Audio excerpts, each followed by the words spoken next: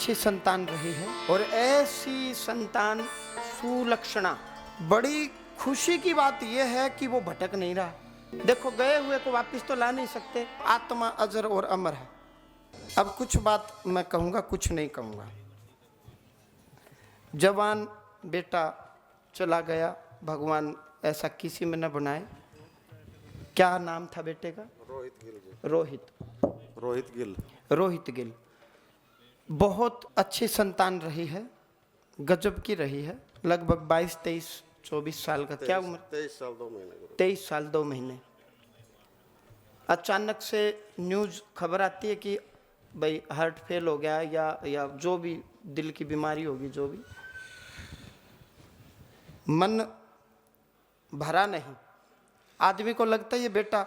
और ऐसी संतान सुलक्षणा, मतलब बच्चा एक्सपायर हो गया तो उसके फ्रेंड सर्कल में इतने मित्र आए जो ये कहते थे कि जी तू अकेला मत मानी अपना आपने, हम तेरे साथ हैं। और मैं बहुत जल्दी किसी केस से प्रभावित नहीं होता हूँ, क्योंकि एक आदत है भाई, केस आएंगे जाएंगे। इस केस ने मेरे को भी ला दिया। मैं बड़ा भीतर से मैं दुखी हूँ, दुख है भाई। मैं रो नहीं पा रहा, मतलब अब मैं क्या कहूँ। बड़ी खुशी की बात यह है कि वो भटक नहीं रहा।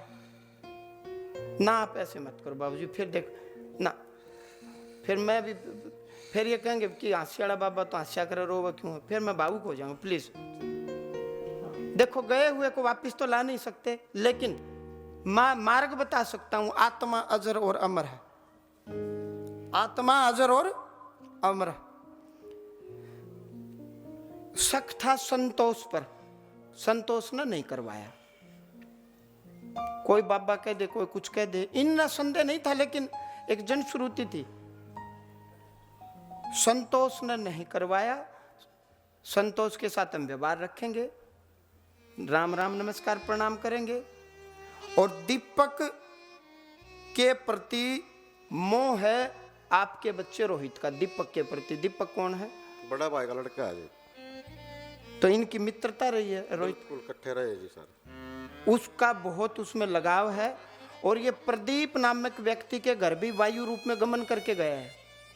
प्रदीप कौन है? काका का लड़का है जी। अच्छा, चाचा का लड़का है। चाचा है। और सन्नी भी इसका कोई मित्र, उसके घर भी ये गए हैं। सोनीपत से है जी सन्नी इसका। उसके घर भी गमन करके गए हैं वायु रूप में। इसकी डेथ हुई जब सबसे पहले सन्नी और उसका भाई ताजी प्रिंस, वो दोनों ही गए थे इसके पास। अच्छा, दोनों गए। पहुंचा था। अच्छा, जिसने भी कहा कि तू नारायण बलि करवा ले, वो व्यक्ति भी अच्छा। और जिसने नारायण बलि करवाई, वो नारायण बलि भी सफल हो गई। संदेह मत करना, सफल हो गई। भगवान उसका भला करे।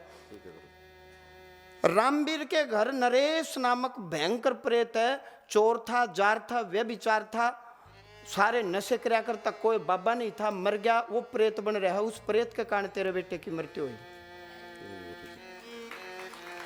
भली हंसी धाम की। रामवीर कौन और नरेश कौन, वो बता। रामवीर है जी छोटी बेबा लड़का। अच्छा जी अपना। तो रामवीर और रोहित आपस में मिले हुए हैं। हाँ, खूब इकट्ठे रहा करते। इकट्ठे रहा करते। अगला नंबर है रामवीर का। रोको गुरुजी से तो कुकरे भी। अगला नंबर किसका है? रामवीर का। नरेश नामक कोई प्रेत आत्मा रामवीर के घर में है। आपने सुना है नरेश कोई है? नरेश जी 2 है। एक तो उसकी चाची का भाई है, और एक शायद उनके परिवार में भी, उसका मेरा कंफर्म नहीं है नाम ध्यान। मर गया, सुसाइड करी है, मर गया, और वो प्रेत बन रहा है। मैं उस नरेश की बात कर रहा हूँ। वायु रूप में गमन करता है और वो रामवीर के घर में भी है। उसी ने हमारे बच्चे को देख लिया, परख लिया। हमारा बच्चा भी भक्तिमान रहा है, ईश्वर के प्रति भक्ति आस्था रही है। और उसने भी भगवान का नाम का ड्रामा रचा था, लेकिन वो पार नहीं हो पाया, अवगुण से मुक्त नहीं हो पाया। तो किसी पर संदेह करने की जरूरत नहीं। महाशिवरात्रि को मैंने इसमें लिखा है, महाशिवरात्रि को घी से अभिषेक करें भगवान शंकर का। आज ही आपने शिवलिंग पर अभिषेक करना है